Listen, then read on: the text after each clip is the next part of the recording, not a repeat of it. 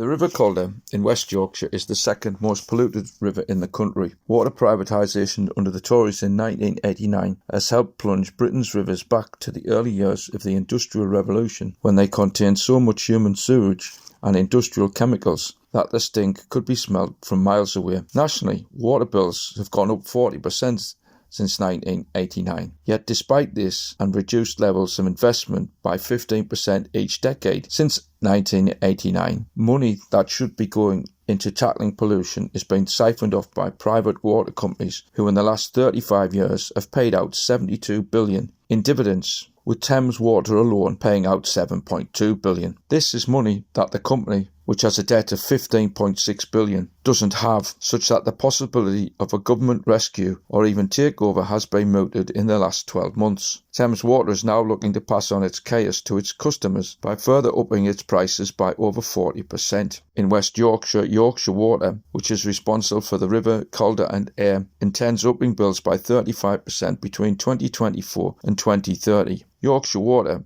paid out £62 million in dividends last year, adding to its net debt of £6.1 billion. This means that 20% of customers' bills is now going direct in interest payment to the banks. In 1989, when privatisation took place, none of the privatised water companies had any debt. The answer is, especially as there is going to be significant problems from flooding and drought, is to take water back into public ownership. Yet neither of the two major parties are intent in doing so, with the Tories determined to stand by their mates in the water companies, whilst the best Labour can come up with in terms of its option for Thames Water is to bail it out with public money before later moving it back into private hands. In other words, make public the losses but make private the profits. In government, Labour intends to give Ofwat the power to block the payment of bonuses for water companies' bosses and consider prosecuting them in court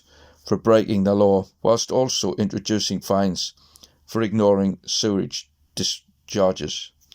Talk about flooding the problems down the sink. If England had had public ownership like in Scotland, then $28 billion extra would have been spent on infrastructure to reduce leaks and protect rivers and seas. Public ownership of water is popular, with 70% of the electorate supporting it. Calderdale TUC stands with these voters and condemns both major parties for the refusal to listen to voters.